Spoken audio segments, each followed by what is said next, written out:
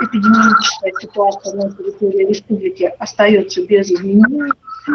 Мы получили одного выздоровевшего пациента. Поздравляем его с выздоровлением и наших медиков с той работой, которую они провели. Хочу обратить внимание на то, что, к сожалению, отмечается несоблюдение гражданами республики именно тех ограничений, которые установлены по указу главы республики Саха-Якутия, с учетом того, что у нас все-таки эпидемситуация определена, и вообще само сегодня состояние, в котором мы находимся, оно называется состоянием, значит, повышенной готовности к чрезвычайной ситуации.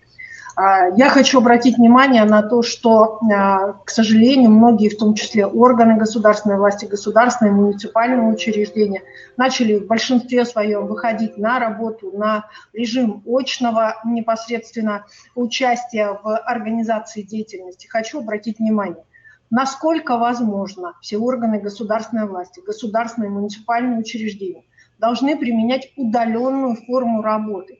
Только данная форма, удаленная форма работы позволит нам, сохранить функционирование органов государственной власти, прежде всего, и сохранить баланс здоровья населения на территории Республики Саха-Якутия.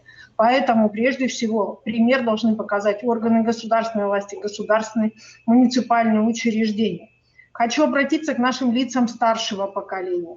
К сожалению, опять вновь, наши бабушки и дедушки и пожилые граждане оказались на улицах, и их сегодня все больше и больше.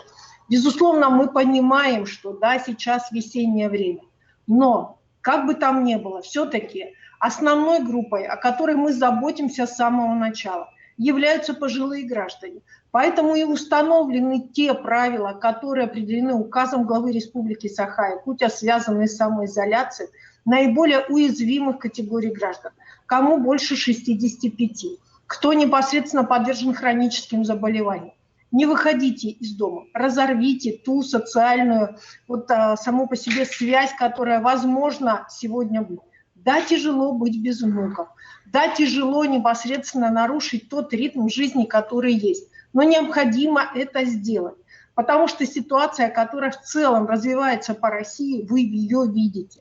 И сегодня непосредственно заседании рабочей группы Государственного совета руководитель рабочей группы Госсовета Сергей Собянин обратил внимание на то, что действительно колоссальный сегодня небывалый рост, в том числе заболевших в Москве. Поэтому мы сегодня, так как уже практически все субъекты Российской Федерации, даже самые дальние, даже те, которые достаточно не просто удаленно находятся, но находятся оторваны, они в любом случае, в них уже фиксируются случаи коронавируса. Еще раз хочу обратить ваше внимание, что это та болезнь, которая прежде всего влияет на наше дыхание. И сегодня уже не один медик говорил о тех последствиях, которые возможны. Поэтому особое внимание тех людей, у которых прежде всего и затрудняется дыхание, повышается температура, появляются признаки ОРВИ, сразу ставьте в известность наших медиков, чтобы они вовремя успели отработать симптоматику. Я хочу обратить внимание и на такой момент. Да, мы второй день работаем, наша образовательная система в системе дистанционного образования. И вот этот второй день показывает, что у нас, конечно же, возникают и сложности где-то с медленным интернетом, где-то падает интернет, где-то возникают сложности взаимоотношений родителей и детей, где-то не слышно учителя, а может быть не видно ученика. Поэтому еще раз внимательно, на Министерстве образования работает соответствующая линия, горячая линия, на которой можно задать все вопросы, которые необходимы. С сегодняшнего дня у нас начала работать лаборатория в городе Мирном, и первые тестирования, они там уже непосредственно проведены. И получается, что начиная с января месяца, в январе месяце в Республике Саха-Якутия вообще не было ни одной лаборатории, которая бы проводила тестирование на коронавирус. Первые лаборатории, как вы помните, появились в системе Роспотребнадзора. Потом появились лаборатории у нас в двух медицинских учреждениях в городе Якутске. И вот сейчас мы открываем лаборатории, открыли и начали работать в Нерюнгри и в Мирном. Все это происходит очень стремительно, быстро.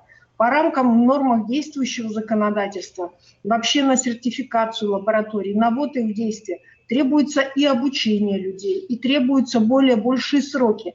Тем не менее, сама по себе ситуация таковая, что в этих уже рамках никто не действует. Все быстро, срочно принимают все вопросы для того, чтобы как можно больше непосредственно тестировать людей и выявлять те или иные факты коронавируса.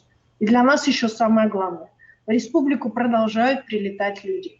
Закрыть сегодня ворота в Якутию мы практически себе не можем даже позволить, потому что в республику прилетают и непосредственно наши родственники. В республике необходимо дальше жить и продолжать свою жизнедеятельность как таковую, но соблюдать правила, которые установлены в части изолирования, в части разрыва контактов, нужно необходимо в обязательном порядке. Вот, наверное, все новости на сегодняшний день в области именно тех указов и реализации по коронавирусу. Я готова ответить на вопрос.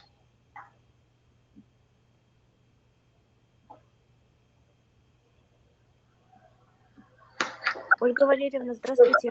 Здравствуйте. Радио ГТРК. Скажите, результат анализа девушки с подозрением уже известен? Результат анализа, значит, мы ждем. А как только он будет известен, непосредственно он будет определен. Но она уже у нас сегодня в любом случае получает соответствующее лечение, значит, в инфекционном стационаре, исходя из тех показаний, которые у нее есть. Ага. И по 7, которые в аэропорту, как они себя чувствуют? Что известно? 7 в каком аэропорту? Говорят, Айсен Сергеевич сегодня говорил, что температура у них была, их госпитализировали из аэропорта Якутска. Каждый день мы кого-то госпитализируем из аэропорта, да, непосредственно, и, соответственно, сразу, значит, изучаем этот вопрос, и медики работают. Поэтому медики работают. По прилету работаем с каждым, кто приезжает. Вспомните, мы работаем с каждым по прилету с января месяца.